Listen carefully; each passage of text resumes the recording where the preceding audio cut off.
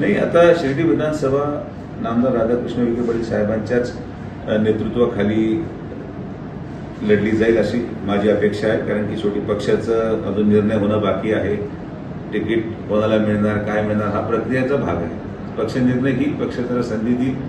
तर आमच्या दृष्टिकोनातून आमच्या परिवारामध्ये साहेबच सर्वोपरी आहेत आणि सर्वप्रथम तेच असणार आहे.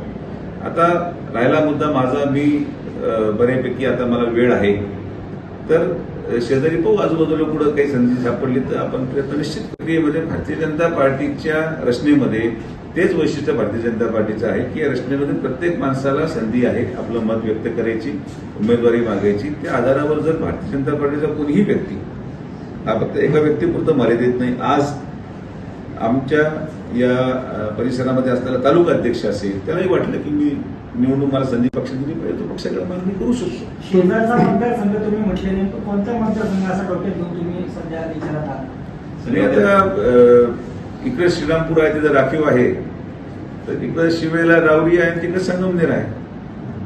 कोपरगावला अगोदरच एवढं क्लिष्ट वातावरण आहे त्याच्यामध्ये आपण जाण्यापेक्षा जिथं जिथं थोडं कार्यकर्त्यांना वाटत असेल की शेवटी मी काय कोणावर लादत नाही स्वतःला, पण आता कदाचित वाटलं एखाद्या तालुक्याला की तुम्ही जर पाहिली बऱ्याच तालुक्यांची रचना अशी आहे की तिथं कार्यकर्त्यांमध्ये एकमत होत नाही की नेमकी कोणाला द्यावं.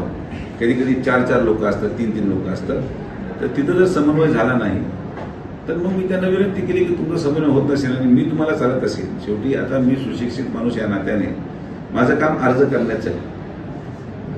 मी अर्ज करतो, अर्ज केल्यावर तो स्वीकारला जावं न जावं हे स्थानिक लोकांचा प्रश्न आहे.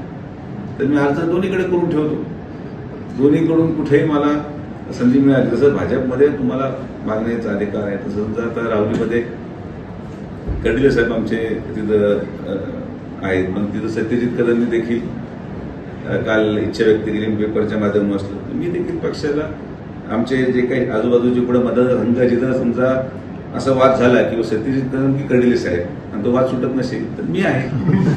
असं शेजारी संगमनेरमध्ये समजा एखादा उमेदवार 4-5 लोकांमध्ये ठरत नसेल किंवा कोण उभं राहिलं तर मला पक्षाने जर आदेश दिला की समन्वय होत नाहीये पण तुमच्या नावावर समन्वय होण्याची शक्यता आहे तिकडं, तर पक्षाच्या आदेशावर मी काम करणारा माणूस आहे आणि पक्ष जसं म्हणत तसं करू. आता संगमनेर ए आणि राहुरी बी, तर यापैकी प्रायोरिटी कशाला आहे? A+B=C. जर पाहिलं तर जागा वाटप उशिरा झालं, नावं उशिरा झाली, त्याचा फटका बसला. त्या अनुषंगाने विधानसभेला ही परिस्थिती पुन्हा येऊ नये असं वाटतंय. मला असं वाटतं की बरीचशी चर्चा ही मीडियासमोर होत नाहीये. बरीचशी चर्चा बंद दारी-आड झालेली आहे. बऱ्याचशा चर्चा होऊन गेल्यात, बऱ्याचशा चर्चा झाल्यानंतरच मी आज वक्तव्य करतो.